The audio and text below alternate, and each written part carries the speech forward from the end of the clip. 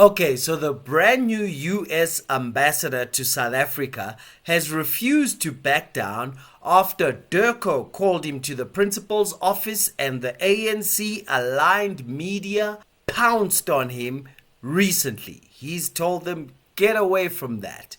In this video, I'm going to show you that, and if you stay with me all the way till my biblical reaction, you'll get a nice bird's eye view of what the situation is, because South Africa will prosper. You ready? Press like, let's go. Let's go back 10 months when President Cyril Ramaphosa was at the White House. Shoot to kill! Ramaphosa! Kill the Boer! The Boer! Kill the Boer! The Boer! Boer! Power!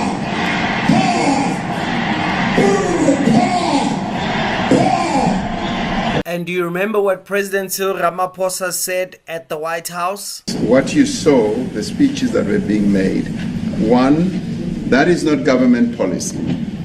We have a multi-party democracy in South Africa that allows people to express themselves, political parties to adhere to various policies, and in many cases, or in some cases, those policies do not go along with government policy.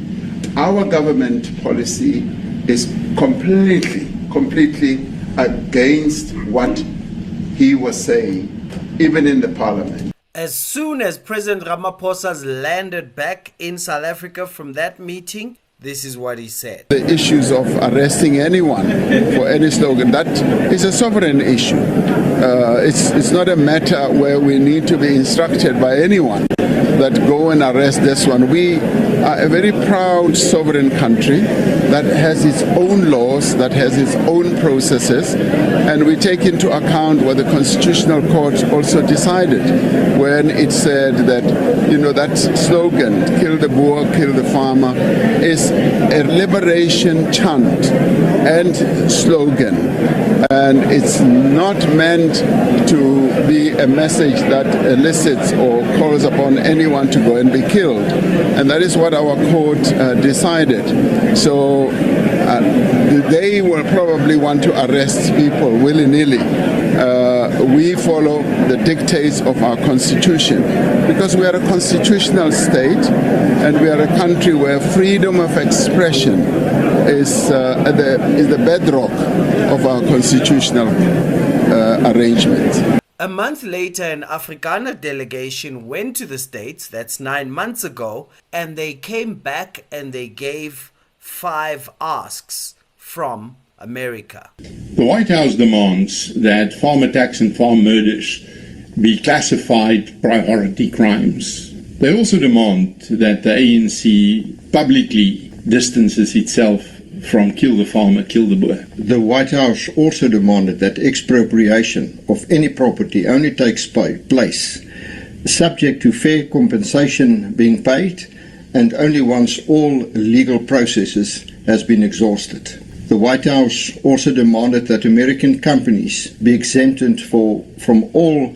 black economic empowerment legislation. So at that time, I also read you the asks. 9 months ago, this is what the government received. So during the meeting, the Americans communicated the administration's official position regarding the necessary preconditions for the normalization of bilateral relations with the states. Number 1, classify farm attacks as a priority crime. Number 2, a clear and unequivocal public condemnation of kill the Boer. Number 3, no EWC. Number 4, no BEE for American companies. So that's 9 months ago that our government knew exactly what America is asking. And I'm sure 5 months ago, the Department of International Relations did hear this. I come before you at a challenging moment for U.S.-South Africa relations.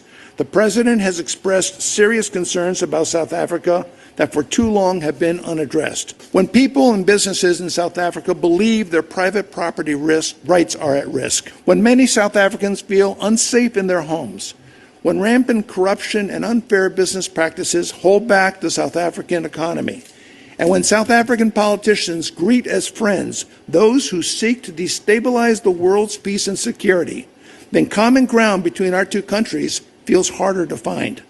If confirmed as ambassador, in addition to supporting U.S. citizens in South Africa, I will work on the following priorities. I will communicate our objections to South Africa's geostrategic drift from non-alignment toward our competitors, including Russia, China, and Iran. I'll press South Africa to end proceedings against Israel before the International Court of Justice and to pressure the International Criminal Court prosecutor to discontinue this lawfare, which is belied by Israel's support for the ceasefire in Gaza and commitment to the rules of war throughout the conflict. Second, I will advance the President's invitation to Afrikaners who wish to flee unjust racial discrimination. I will explore how we can support the South African government in making sure all South Africans can thrive free from the threat of violence. I will support the President's call for the South African government to rescind its support for the expropriation of private property without compensation. Finally, I will advocate for business interests by promoting fair trade practices and reduce barriers that will level the playing field for U.S. companies and empower South Africa as an engine of economic growth, creating a more prosperous future for both our countries. It's essential to actively engage on areas of disagreement while seeking opportunities to foster mutual benefit. I see the real opportunity for lasting partnership. And so finally, Brent Bozell III came to South Africa before he was actually confirmed by the president, but he gave his first speech at a business conference with Biz News with Alec Hogg, and he started off nicely like this. The United States values partners in South Africa. This country is Africa's largest economy and is the largest U.S. trade and investment partner in sub-Saharan Africa. More than 500 companies operate here, employing over 250,000 South Africans and contributing meaningfully to economic growth. That is real partnership. President Trump's America First policy means I'm here to advance the security, prosperity, and values of the American people. That's my duty. But America First does not mean America alone. It means where cooperation advances our interests and benefits our partners, we pursue it energetically. This is where I see the real opportunity. Let me highlight what's already working. But then later at the Q&A, this is what happened. Yeah, what you learn when you arrive here, and I've only been here 3 weeks, three and a half weeks, is the complexity of the situation. You also learn that there are those in the government who want to see the business community succeed, while there are those in the government, frankly, don't want to see it. I'll tell you where our position has been very firm. We put together 5 asks. We put them forward to the South African government. We've been waiting for almost a year for a response. And as I've made clear in meetings that I've had, we're running out of patience. We believe that more and more it becomes a statement by the South African government when it doesn't want to respond to simple questions that we have. We may not get clarity on the kill the Boer chant that we believe is hate speech. I'm sorry, I don't care what your courts say. It's hate speech. We believe that there is clarity on the expropriation. We believe we can find these things. But the South African government has to step up to the plate. And so that is where the blow up came from. But before I show you the backlash, let me also show you something else he said. You are our second biggest trading partner. What can you do to cool the temperature? Yeah, well, Alex, that's a very good point. That's the very first thing we've said. I came here specifically with a tone that was positive, in an attempt to lower the temperature. And I'm going to continue going in that direction. I'm going to continue looking for partners in the government because we have them, but encouraging them to be more outspoken. I don't want to turn up the temperature, but I can tell you, being perfectly honest about this, the things that have happened in the last week just aren't helpful. But maybe we can find ways around it. My goal is I didn't come here to pick a fight. That just doesn't accomplish anything. I came here hopefully to find ways that our countries can come back to the table. You have great sophistication. You have an open field in technology. You have great innovators, always have had great innovators in your country. You have the strongest economy in Africa. You've got challenges, infrastructure challenges. They can be fixed. They can be readily fixed. Whether it's rural violence, whether it's your electrical grid, whatever it might be, these things can all be fixed. Just imagine if they were fixed and there were partnerships with the United States working to build South Africa. You would be, I would love to see it in 5 years, that we will look back to this conversation and say, what a small partnership we had then, and look where we are now. We can go there. There's nothing stopping us if that's where we want to go. How important are we? How important is this country in the United States? The fact that you have the ear of President Trump, can you give us some insights on that? Trade, trade, trade. To understand this president is to understand that that's his signature. And he sees trade opportunities all over the world.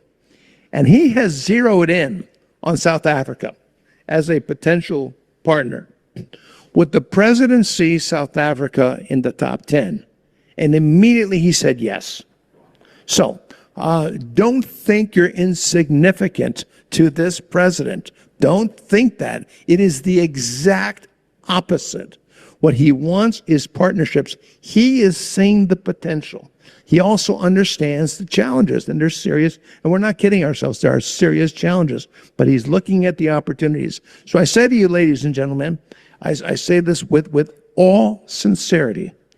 This is a president who is looking at your country, and he is seeing some beautiful music when we can resolve the problems that we have.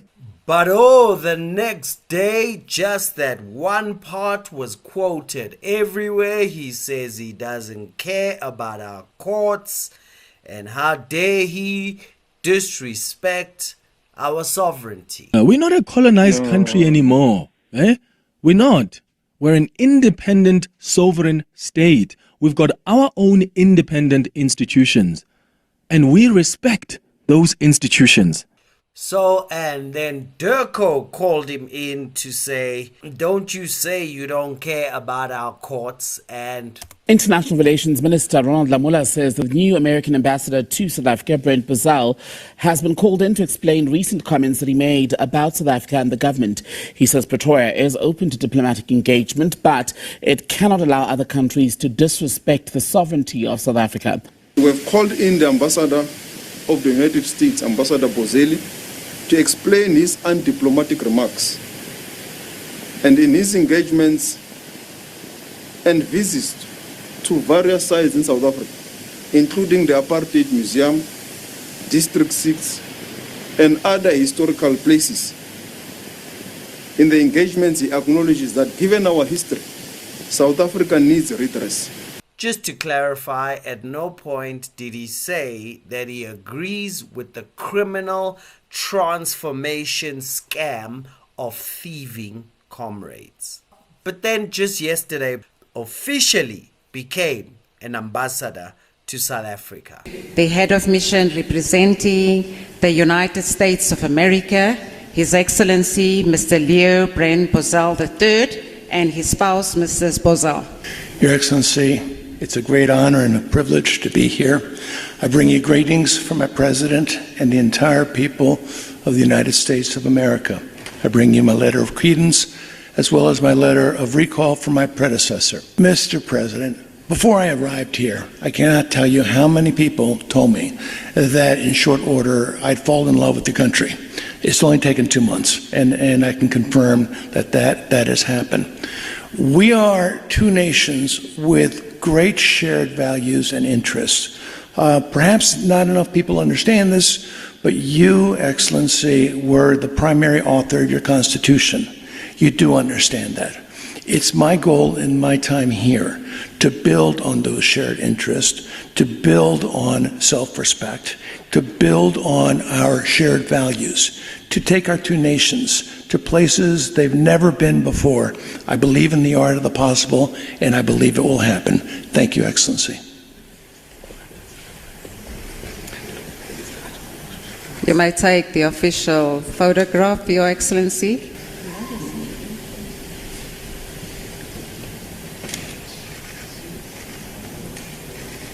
Mrs. Bozell, you may join the President for the official photograph.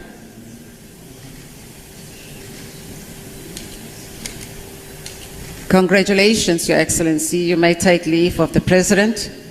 Oh, but you know Ramaphosa was going to use this opportunity to insinuate his authority. Whenever I appoint ambassadors or high commissioners to your various countries, I expect them to respect your country's sovereignty and to promote good relations between our two nations, your country and South Africa. I expect them to promote trade and investment opportunities in our respective countries. I expect South Africa's ambassadors and high commissioners to your countries to exercise diplomatic tact and discretion and to desist from interfering in the internal affairs of your countries.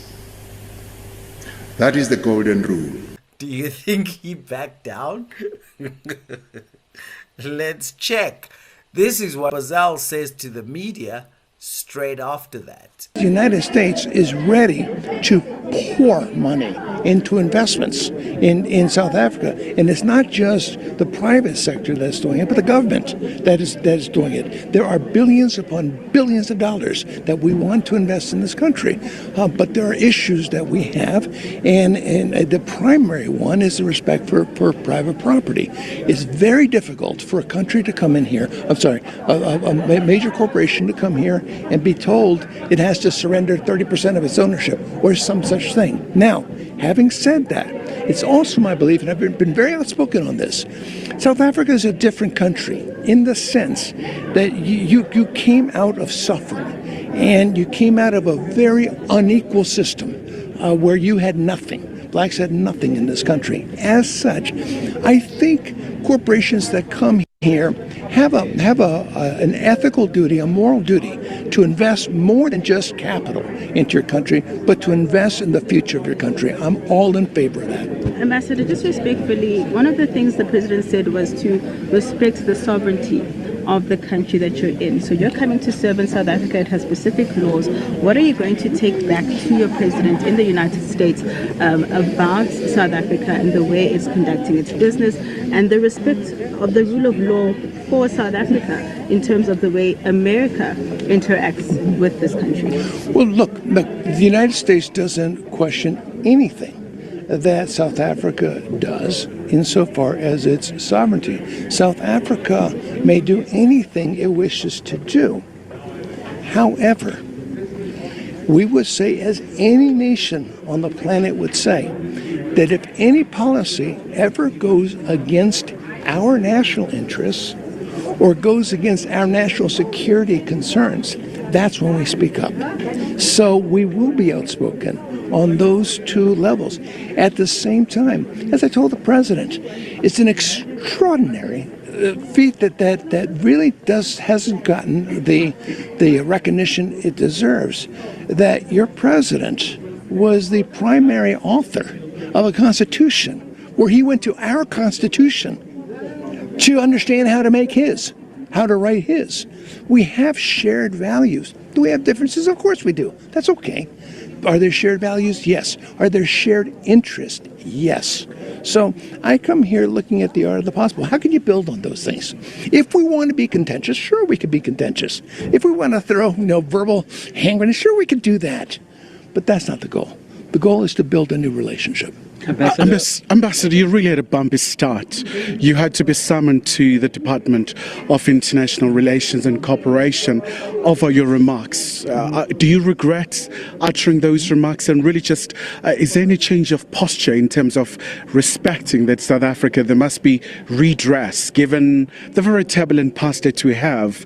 You went to the Apartheid Museum, you went to District 6, among many other landmarks that you've been to in the country. Yeah, and I'm going to be visiting others in the days to come. And I'm going to go with some of the most influential and well-known men that this country has to continue that voyage. Now, as to the speech, I will simply say to anyone, read the speech and listen to the remarks. It was 100% positive. It was, as I've said, it was 95% positive, 5% hopeful. It was delivered that way. There was one question that was asked about the kill the Boer issue. Look, the position of my country is that that's wrong, that is hate speech. The position of the civilized world is that that's hate speech.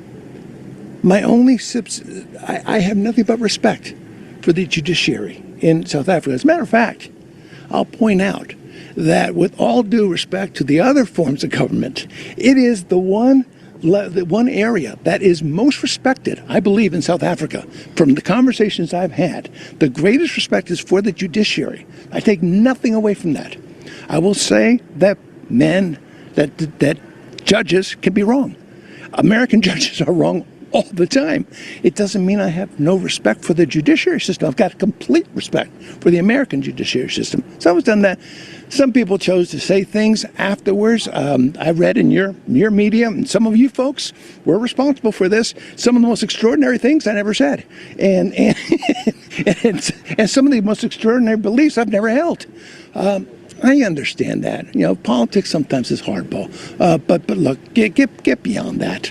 Look at the substance of everything I've said about your country. Then you'll understand where I am. All right. Do you think your tenure here will actually improve the relations between South Africa and the United States, or are we going to see a further breakdown? If I didn't, I wouldn't be here. If I didn't, I wouldn't have accepted the assignment. And we all understand that the word that's used all the time is frail to describe the relationships between the countries. Okay, that's fine. If I thought that it couldn't be resolved, these issues couldn't be resolved, I would have retired. I told President Trump I wanted to retire. And he said, no, you got to do this. He also believes that we can turn our situation around. And not only that, but build a new partnership based on shared values, based on shared self-interest that we have, both of our countries.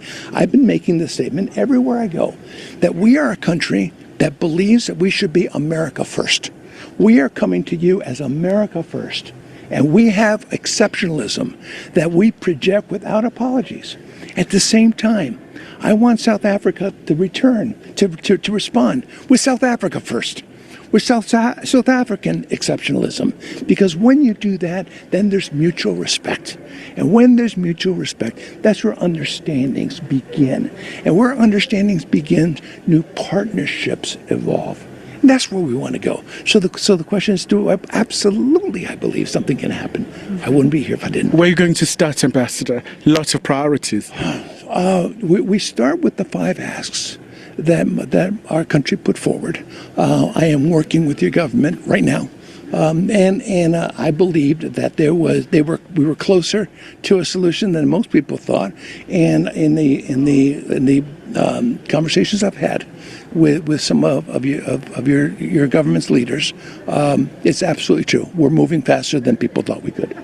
So he's not backing down. He's repeating what we said a year ago and got no response. Is exactly what we're saying now, a year later, and hopefully we start getting a response and a discussion instead of drama. My biblical reaction from Acts chapter 19. About that time there arose a great commotion, for a certain man named a couple of things, who made silver shrines to Diana, brought no small profit to the craftsmen. He called them together with the workers of similar occupation and said, Men, you know that we have our prosperity by this trade. Moreover, you see and hear that not only at Ephesus but almost through all Asia, this Paul has persuaded and turned away many people, saying that they are not gods which are made with hands.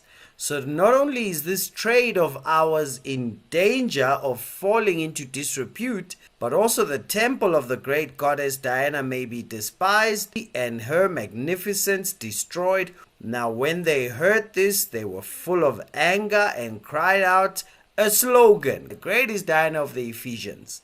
Sloganeering. So the whole city was filled with confusion, rushed into the theater with one accord. They grabbed these guys who were traveling with Paul.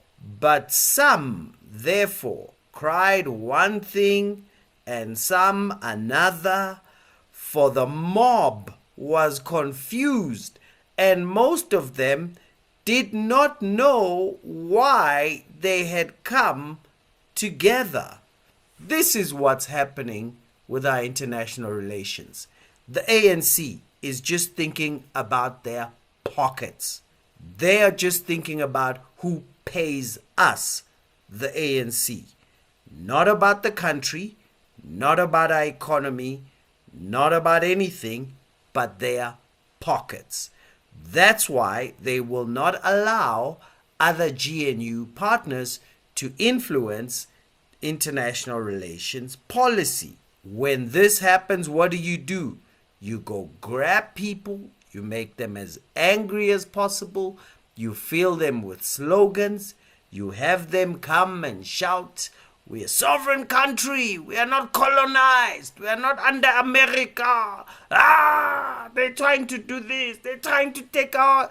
Sloganeering, and most are confused because they don't even know what they're talking about. But all of it is to protect the ANC's private thieving pockets. Otherwise, the 40% ANC would have a great influence on foreign relations, but you would see the influence of the other GNU partners. There's no difference in our foreign policy between 2023 and 2026, almost like we didn't vote ANC out of majority in 2024. And if you hear what's going on, a lot of people are making a lot of noise, but they don't know what they're even on about, because the ANC is very good at propaganda. So good at propaganda. So when I see people screaming now who don't even know what they're talking about, I don't blame them. The ANC are awesome, professional manipulators and thieves. You're wondering why a party that's been caught stealing for so long still manages to get 39%? Because they are also world-class manipulators. It's not that the voters are stupid. It's that the ANC are ultra manipulative. But I'm going to stop there and say no man can serve two masters.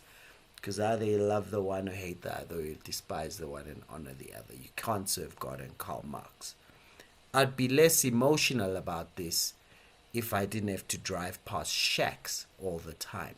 And they'll play these games because they would rather those people stay in shacks angry while they live in mansions happy and using anger and fear and suspicion of America to keep power. I find it sickening. I find it wicked.